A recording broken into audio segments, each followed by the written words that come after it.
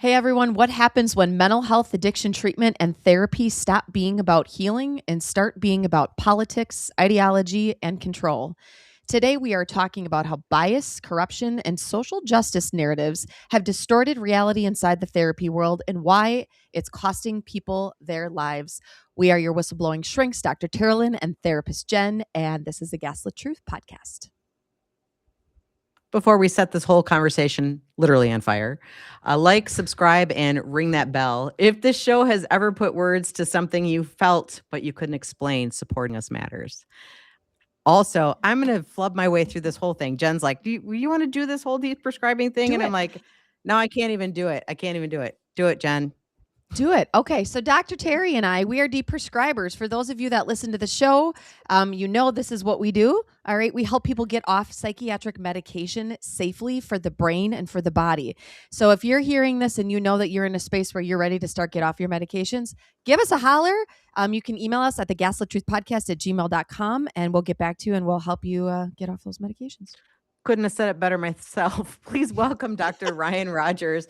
I'm sorry, not doctor, just Ryan Rogers, master's in clinical mental health therapy. He's a doctor today. He plays one on TV. Author of The Woke Mind and host of the Reality Therapy Podcast, which is super cool. And that's how I found you. And I'm like, this guy's got to come on the show and we're going to talk about all the things that therapists don't like to talk about, but we're going to do it today. So welcome to the show, Ryan. Thank you for having me. Yes.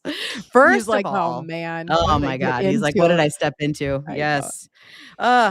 So on your sheet, so we have all of our guests fill out a sheet. And the one thing that really stuck out to me, which I think would be a really good place to start, is how you were being gaslit in grad school. Like, yes. I'm feeling like grad school is like the most profound place to start. So would you mind starting there, like how you felt like you were gaslit in grad school? I'm guessing grad school to become, a professional counselor is the grad school. Maybe, I don't know if you got a different degree, but anyway, that's the one we're thinking of.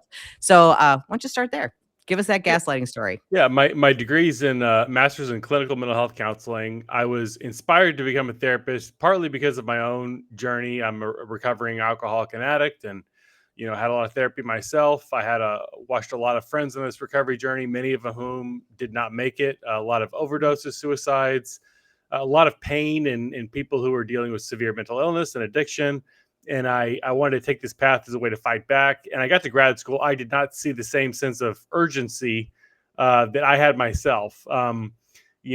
In grad school, one of the big debates we see in our field is between like psychodynamic, the older, deeper approach, versus CBT, the more, contemporary approach, surface level. Yep. Mm-hmm. And the thing is, I've literally spent more class time playing with Play-Doh than dealing with either of those modalities. There's lots of arts and crafts, lots of, kind of the joke about, in high school or junior high, if the substitute teacher doesn't want to teach, they put on a video. Had a lot of professors doing that, just put on random YouTube videos, not stuff necessarily about mental health, but just here's a podcast about serial killers that I just feel like is interesting. We'll just spend 2 hours today watching that. Beyond the political stuff, just lots of wasted time, incredibly dumbed down, complete lack of rigor.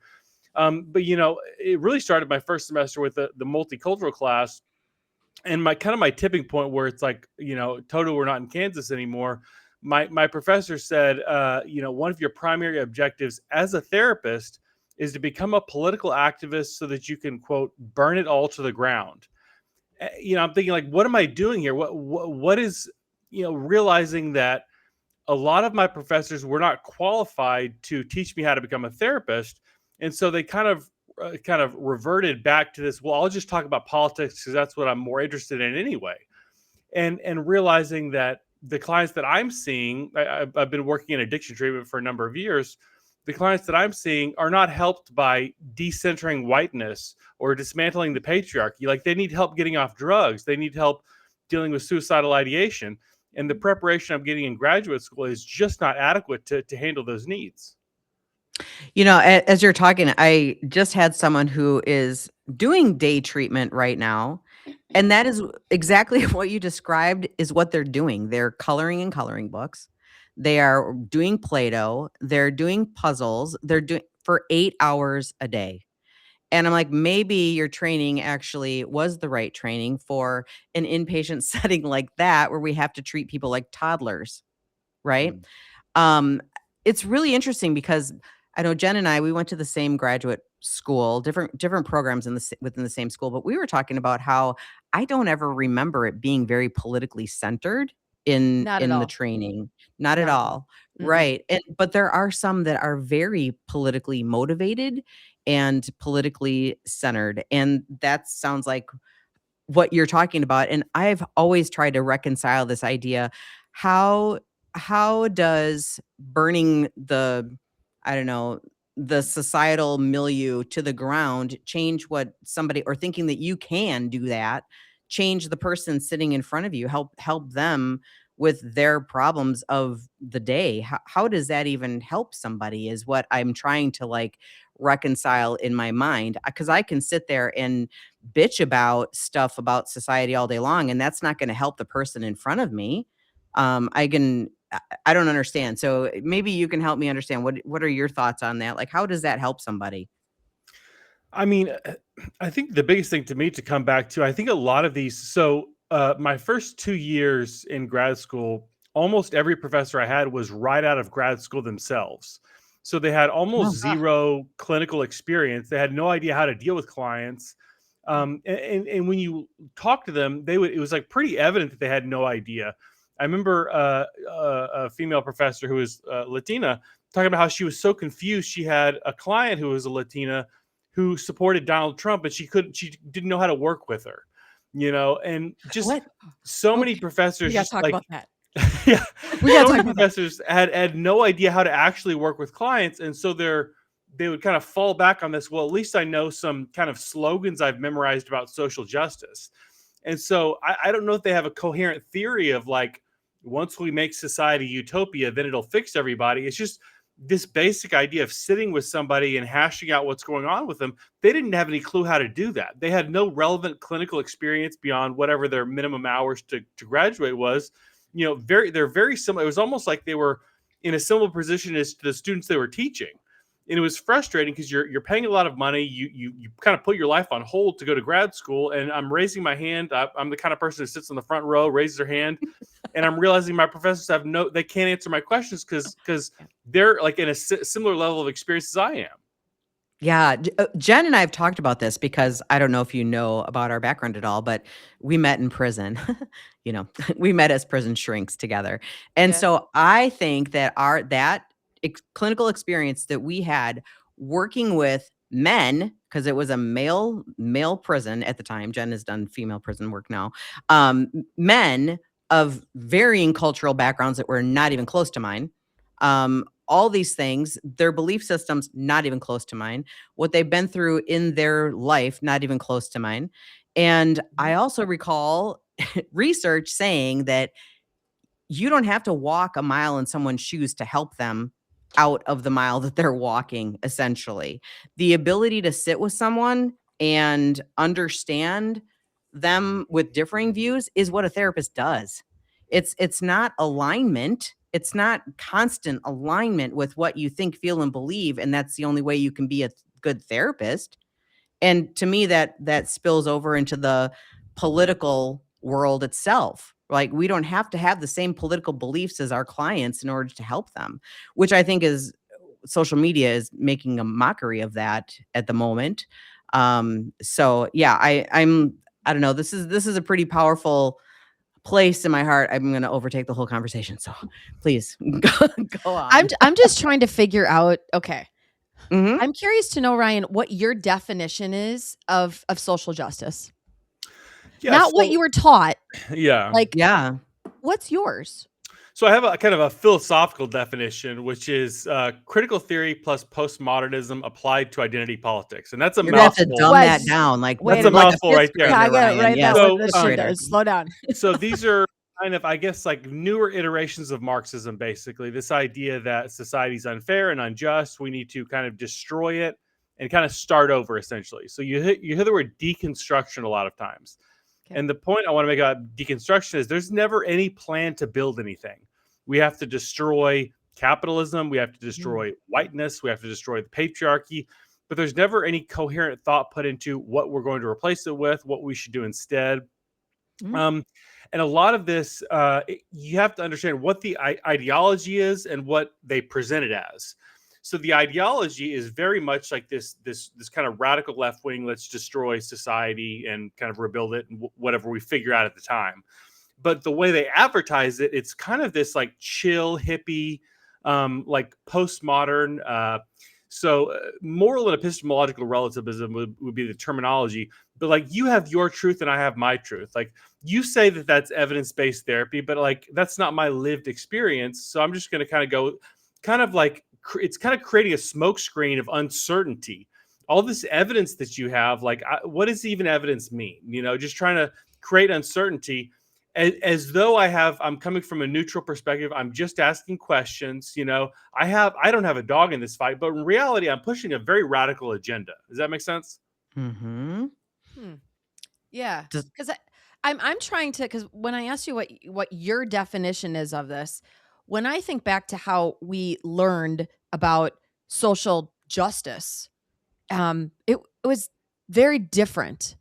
Like, by the way, it was mostly driven by social workers, which I'm not a social worker.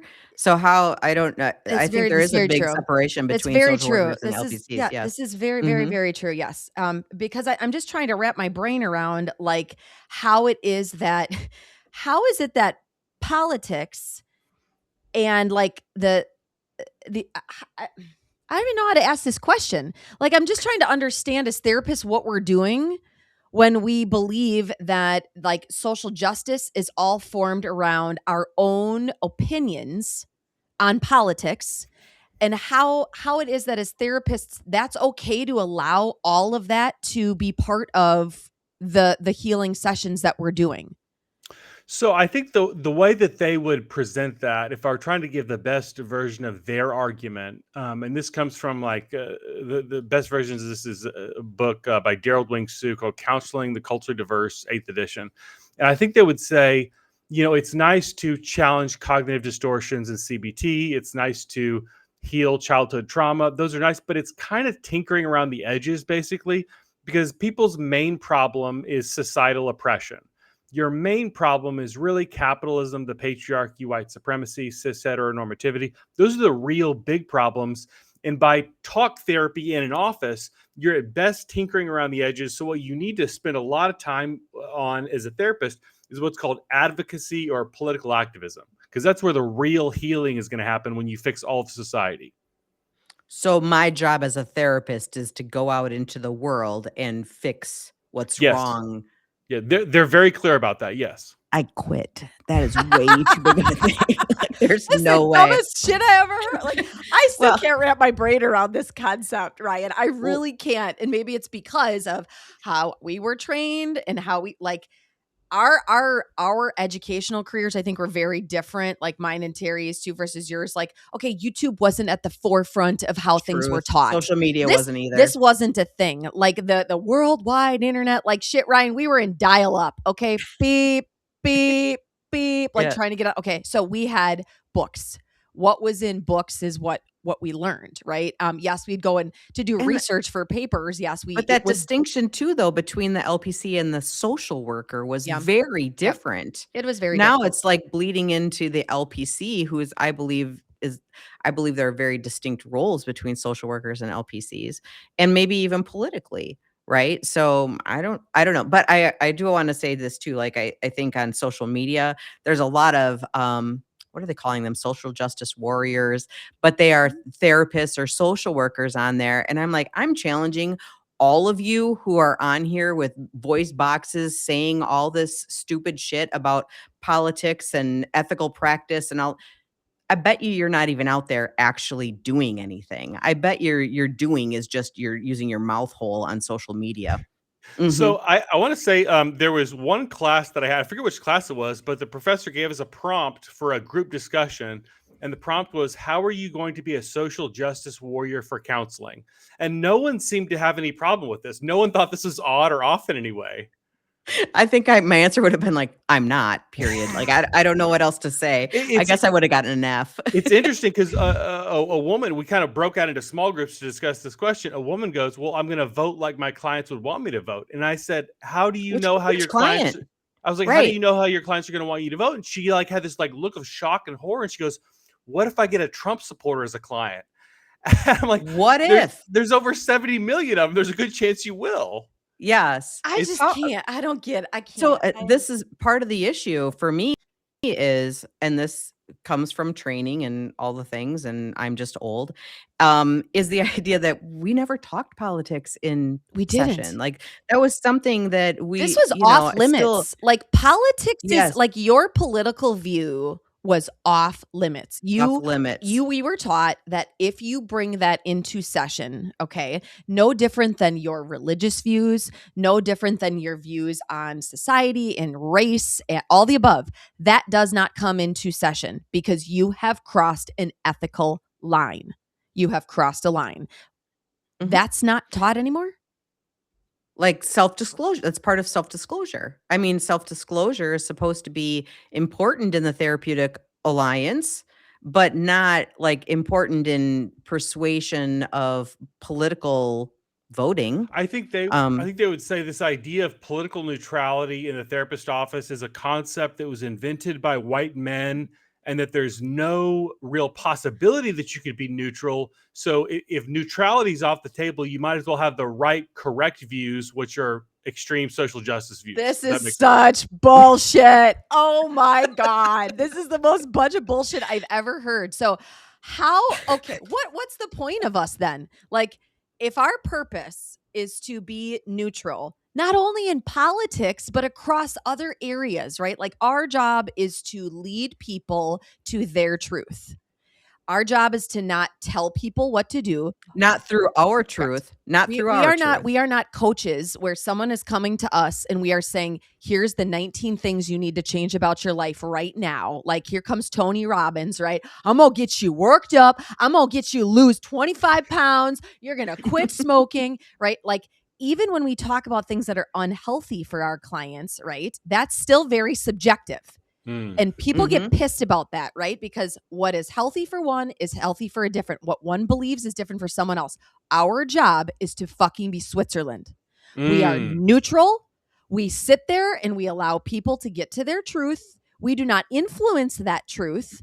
Okay. Even in the addiction community, I would never sit down with a client and say, yep, all that methamphetamine that you're using every day, it's going to ruin your life. It's going to kill you. You're making the worst decision of your life. Stop using it.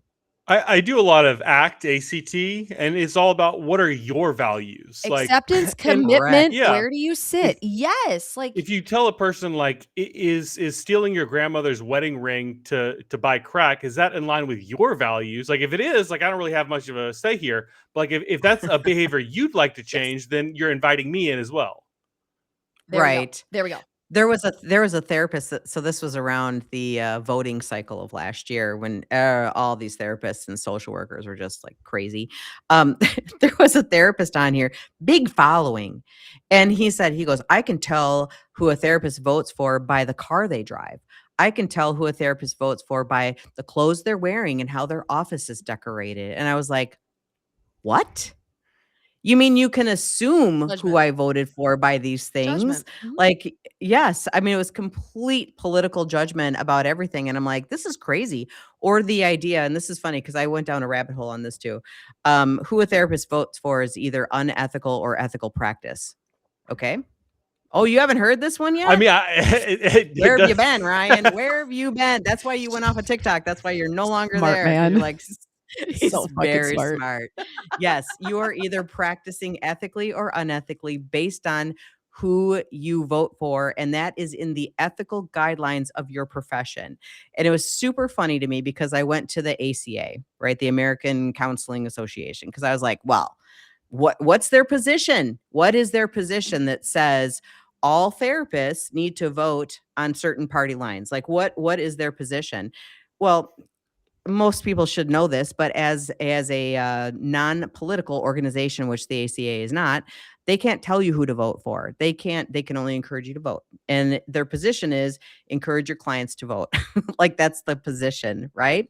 And I think even encouraging a client to vote might be against anything because you're still inputting your views on them that you should vote, right? So the ACA, so I did their like little online chat, and I was like, is it unethical to vote on certain party lines? And they were engaging me on this for a little bit. And then I said, well, you still haven't answered the question. And they said, here's the link to buy your membership, and then we'll answer your question. And I was like, okay, like the biggest non-answer of all times. They ought to just get rid of all guidelines and ethical standards on their website and just put vote blue. That's the only thing on the website. They should.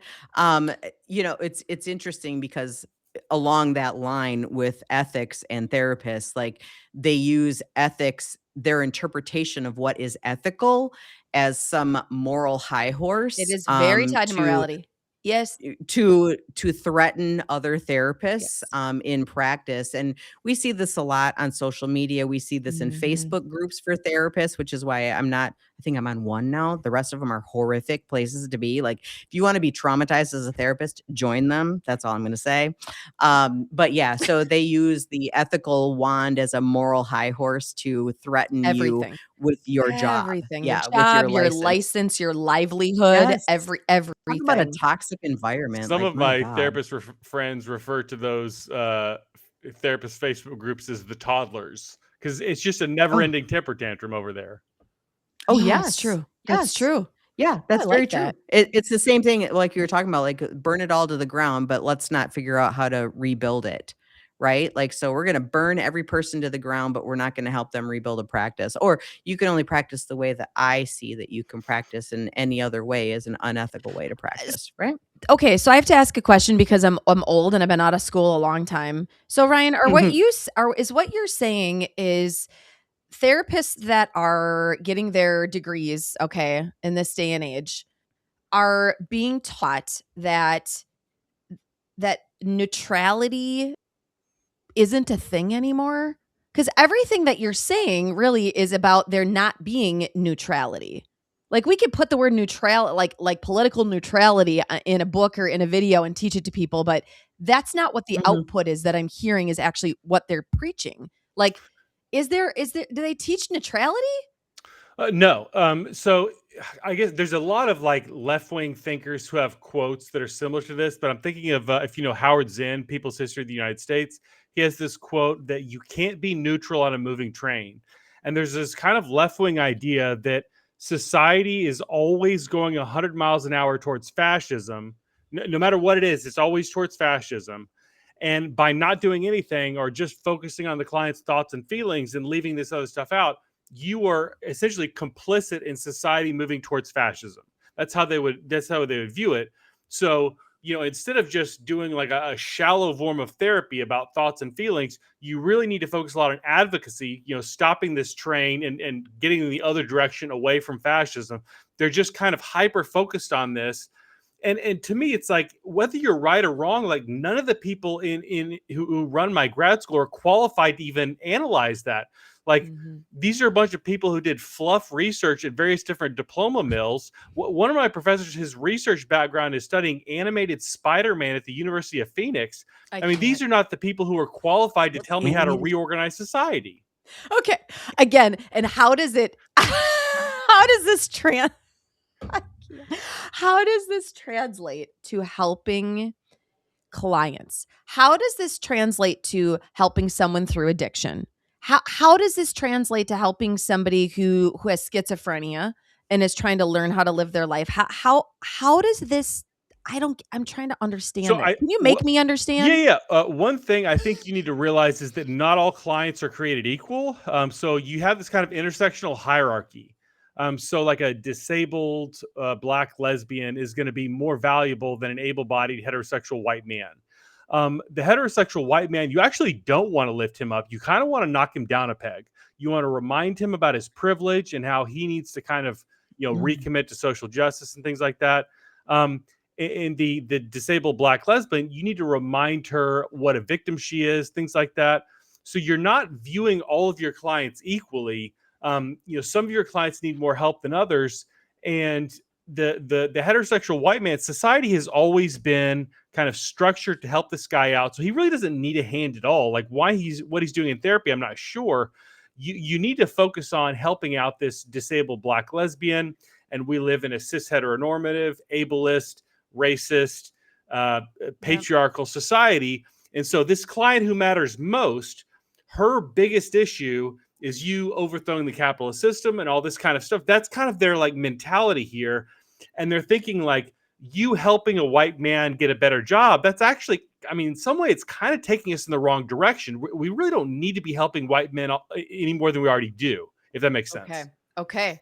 That was actually a really helpful description. So the people like you, Ryan, and I'm not trying to assume whether you're homosexual or heterosexual. I got to say that because otherwise this will be a big to-do for people, right? Okay. You are a white man. From what I can tell through the screen, this is what I'm seeing. That's correct. A white man who struggled with addiction. Yeah. So you shouldn't have been given that extra help. That extra assistance and help, because that's not who we should be focusing our resources on. Yeah. What the fuck? I can't wrap my brain around this one. Terry, you can talk. I just can't. I'm still can't. I was not prepared for this one today. I'm just not. I'm exhausted by the idea that I'm supposed to be going out in community and fighting the good fight battle and then coming back into therapy and helping people live their day-to-day lives. Like, to me, that sounds like the most exhausting place. Jen and I have talked about this. Like, I do believe in advocacy, but I also believe that I can do advocacy work the way I choose to do it and with the topic that I want. And this podcast is our advocacy work. I've said that a million times. Like, this is our advocacy work. Like, shining a light on the problems in the system is our advocacy work. So, and that's about all that I have left as far as fuel to do advocacy work, because I'm old and I'm not going to be out there, fighting the good fight, if you will, any further than what I'm doing. But it just seems exhausting. And as you were talking about that, I was thinking, more, this is going to come out really shitty, everybody. More, do more, be more for free. Do it on your own time. Do it for free. Don't get paid for it, because we are martyrs. And we need to come back into the therapy session and tell everybody, that seems narcissistic, tell everybody what a good person I am for doing all of this advocacy work, fighting the good fight and the patriarchy. Like, I'm like, what did I sign up for now? I graduated what did we graduated in 2005 is when I graduated. So we're talking about 21 years ago is when I graduated. Wall hanging up there. I don't know. 21 years ago. Yes. It's interesting because I live in Austin, Texas. That's where my school is. And they're always telling us to Keeping go. It weird in Austin. Oh, we keep it very weird. They're always telling us to go to the Capitol and do advocacy and, advocate. And they try to keep the emails, like they'll offer extra credit and stuff like that. They try to, keep it neutral of like a CEU. We'll give you a CEU. Almost if like you go that. To the Capitol. Like they'll offer extra credit. And they'll try to like phrase it as though like just advocate for whatever your values are, but what they're pushing for. But sometimes they'll send out an email that said like, please support this bill, and they'll have to retract it and send another email like, please support whatever your values are. But it's like exactly what they're pushing you to. Well, and this is no different. Like, if we take a step back, the guild that we are all part of, what we all subscribe to within our Western education, like this has existed forever, just in different forms, right? I mean, really, truly, like when we look back on like the education, even that Terry and I received it, we have so many people that come on the show that have master's degrees, they go on, they get their doctorate, right? And they talk about the educational guild and what we all subscribed to, what we were taught, and how much it influenced our work, right? And here we're just adding politics and this idea of what social justice is now and in today's definition of this, which is still blowing my mind.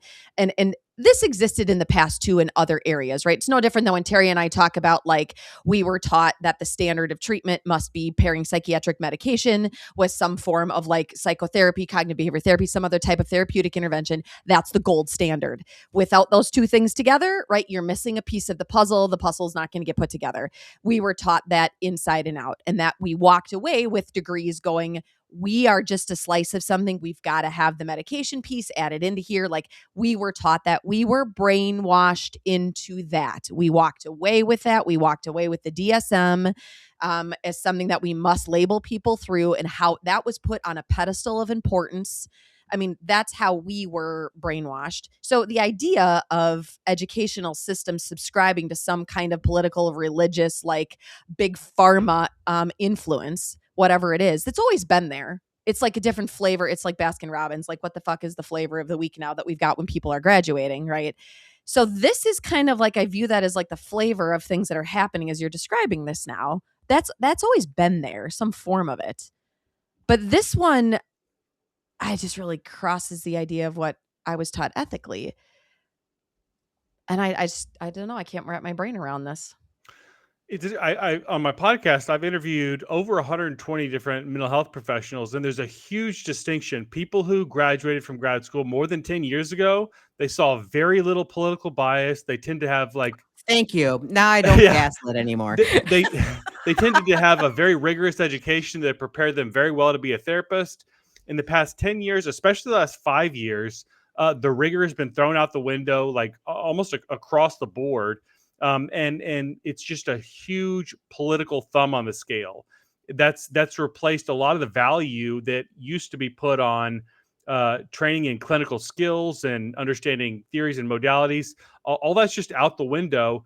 And I think it really, with COVID, with the George Floyd stuff, when that stuff happened, it really just went just so overboard that it's almost like therapy grad programs are unrecognizable compared to what they were 10, 20 years ago. Yeah, that would make sense. I mean, we'd probably be lost. If we went back and had to do this again, it would be years of just open mouth. I don't know that I would do it. Yeah, I don't know that I would do it. I mean, I wouldn't. I'd sit there open mouth breathing the whole time going, what the...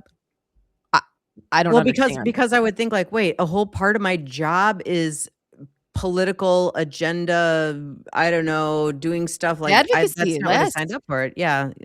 So Ryan, are we supposed to not work with clients that have a different political view than us?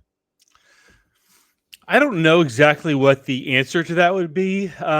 But the way they frame a lot of the language, like, one, if you're working with like a Trump supporting white man, you could view that as an opportunity to enrich them and enlighten them to a more correct worldview. But also there's all this language of like, I can't sit in a therapy office where I would feel unsafe. And if a client says, if a client says, I voted for Donald Trump, that makes me feel unsafe. And like the correct therapeutic thing to do is to refer out, because I can't work in an unsafe work environment. For wait, you were talking about the clinician. You're talking about the clinician. I thought you were talking about the client. The clinician saying this is an unsafe.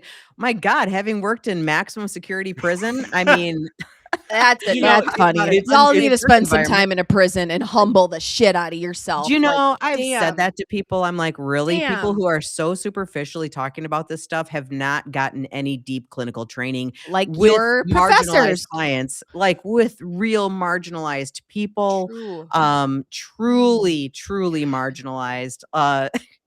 Because I thought you were talking about the client, because there is a push on social media. There was this last political cycle this was therapists and social workers saying, like, as a client, you have every right to ask your therapist who they voted for.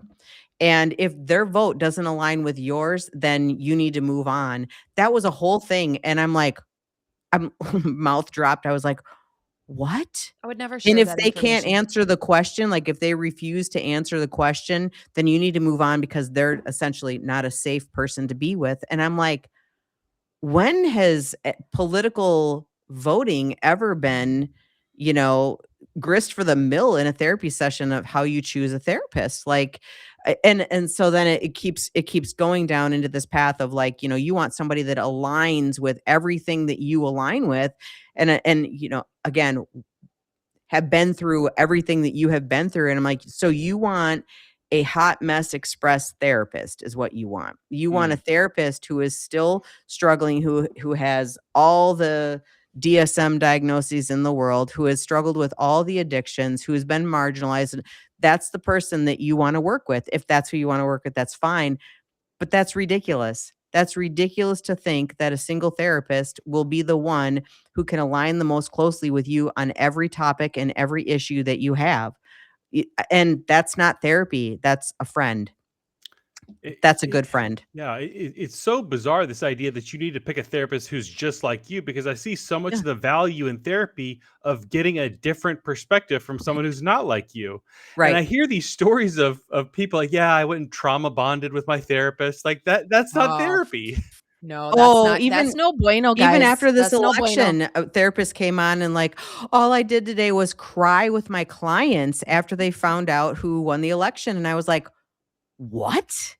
Are you serious? Like you're literally crying with your clients over politics and who won an election. I'm like, I cannot. And that's the new breed of therapist that's coming in again, right? Thinking that they can do that. But again, when you look at it, there are more blue clients than red. And this is probably why, because for someone who voted Republican, if they know that most therapists and social workers are blue, they might not feel like they can seek the help that they need, which is why I go back to nobody should fucking know. Like nobody should know your political beliefs, because it is a barrier to entry for people who actually need mental health care.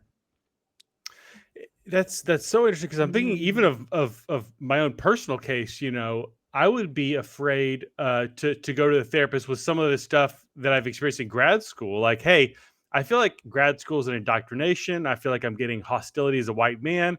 Just knowing the therapy profession, I would be afraid that I would share some of this stuff and I would give the response, well, why don't you check your privilege? Don't Yeah. you have a lot of advantage? You know what I mean? Yeah. Who are you to be here? You're already privileged. Like, So it's not safe for you, actually. You're not in a safe space.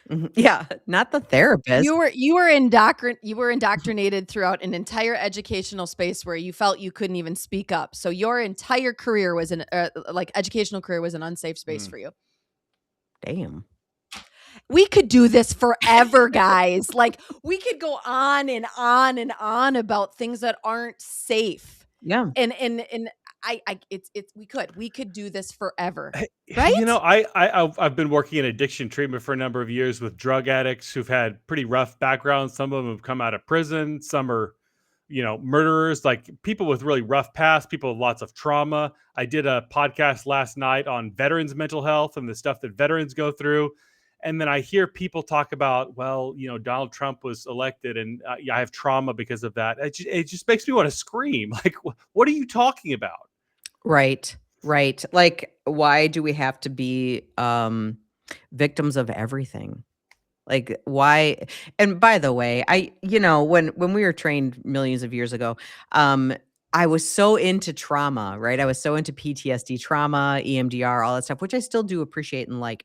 But I used to say things like the DSM could just be one page and it was just trauma, like just trauma. When I meant that was actually traumatic things, right? We've all been through levels of terrible things or just really uncomfortable things, right?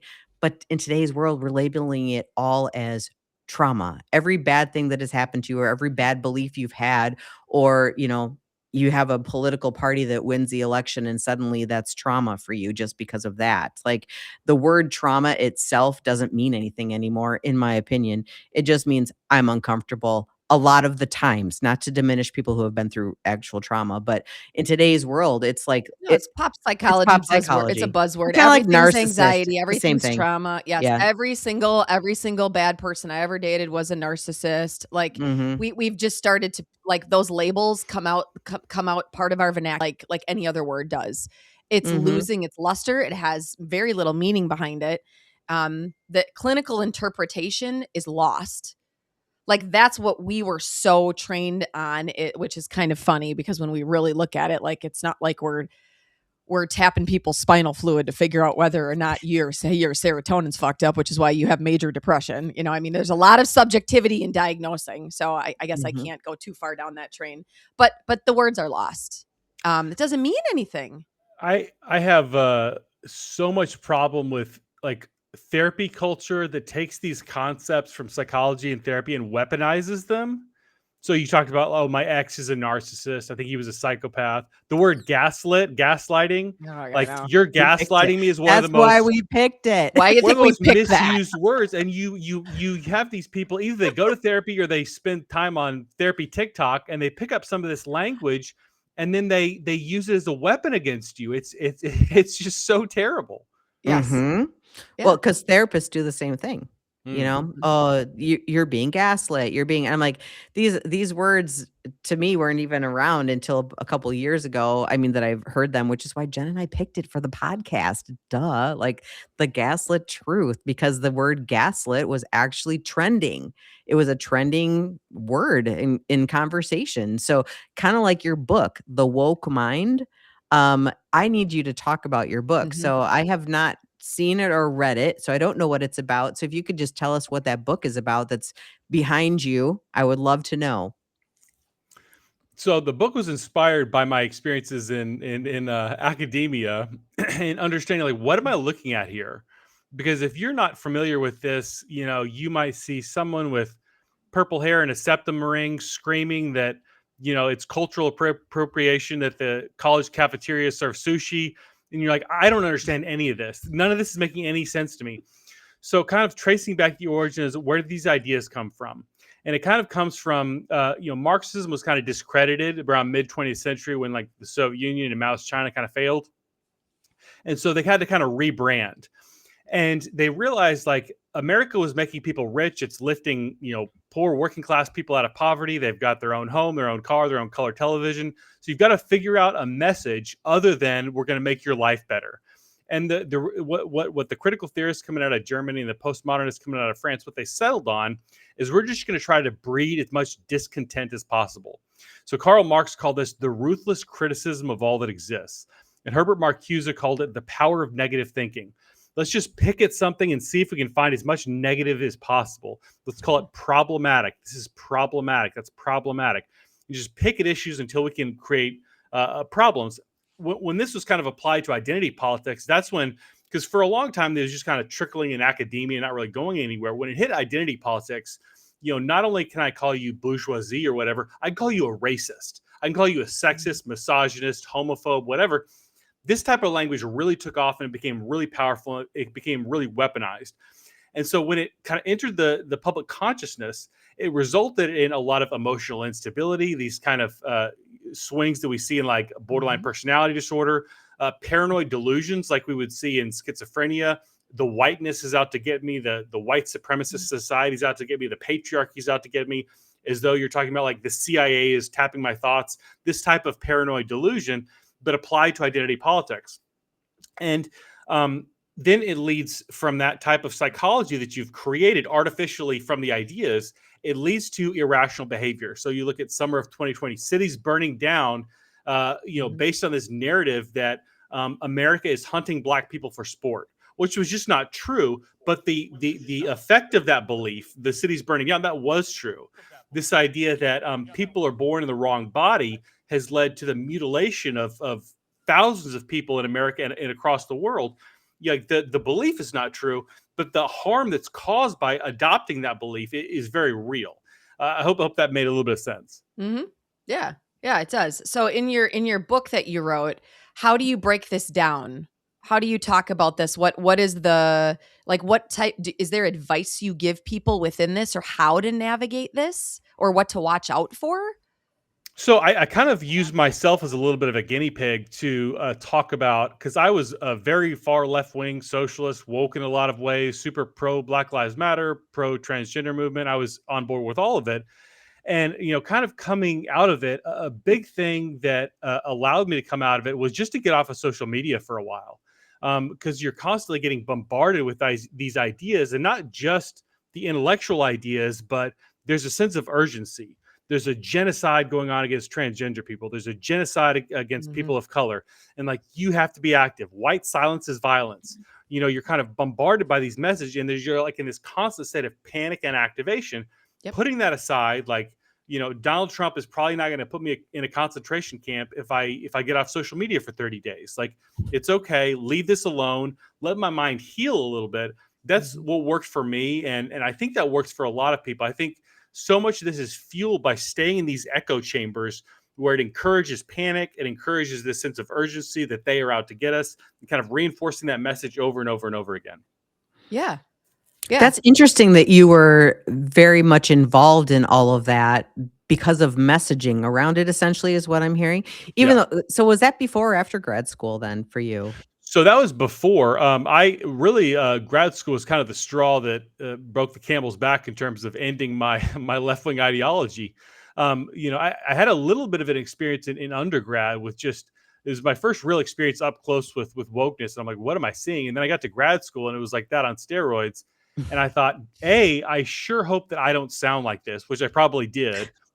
And B, like whatever this is, I want to be the opposite of this, And I think kind of seeing myself reflected in other people was a big wake up call for me. Yeah, okay. mm-hmm.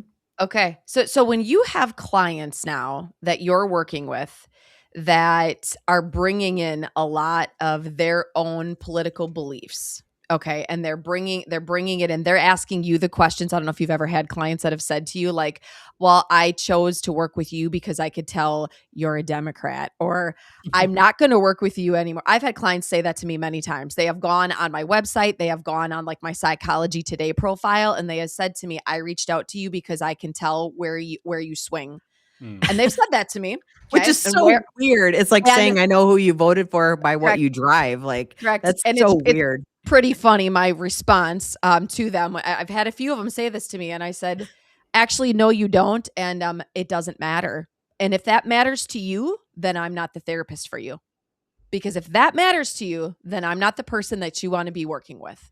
Okay. Because it starts off with a ridiculous judgment. And I've had people, it's a slippery slope with what I just said. We don't have time for that today, but that's what I've said to people. I might not be a good fit for you. You might not be a good fit for me. And clinicians don't do that enough. We don't put that break on and go, you're actually not a good fit for me, because we can do that, guys. Like the clients say they don't feel safe with the clinician. Guess what? We can do the same exact thing. Yeah, but he just said that about politics being political. And I'm like, I don't know to say that you're not safe for me because we're of different political beliefs, Right. But if a client wants to think that, if they think that because we're of different political beliefs, I can't work with you anymore. Okay. Yeah. I'm a therapist. I'm a therapist. Yeah. Right. And I don't even want, I really am not in a space to want to accept everybody that will only want to work with me because of your academia, your years of experience, your credentials, all your lettered therapies, all that shit. None of that matters. Your specializations, none of it matters. All your specializations, all the shit you've worked with, all the populations, the 16 years you've been doing. No, if you voted blue, guess what? I'm out. Like, that's asinine to me. Okay. Get back to the question I was asking you, Ryan. Do you encounter this with clients and they will say these things to you? Have you encountered this yet? And what do you do with that as a clinician? So I work in an inpatient treatment setting and a little bit of outpatient for people who have like severe drug use. So These are not the people who are like watching the news a ton. So these are not your most compulsive political people, but it does come up sometimes. And like the number one thing, if they're outpatient, they turn their phones in. If they're inpatient, the number one thing for outpatient is limit your time on social media. That's what's distorting your thinking the most. And number two is like try to bring it to the here and now. How is this affecting you? Like, it's possible that climate change could kill us someday, but did you yelling at your coworker, did that lower the US's carbon emissions? Like, how is this actually impacting the world? How is this actually impacting yourself? Because obsessing about these things generally has zero effect on the world and a huge negative impact on you personally. Yes. So just like look at just from a very pragmatic perspective, like what effect is this causing? Yeah. Yeah. How's it serving you? Mm-hmm. Well, that's we talk about this all the time. Like, know what's in your control. Control the controllables, but you have to know what is in your control or what outcomes you might even have a smidge of influence over. And it's not very much. And I wish people would understand that the one thing that is in your control is how you cast your vote. What happens after that is not, or ultimately.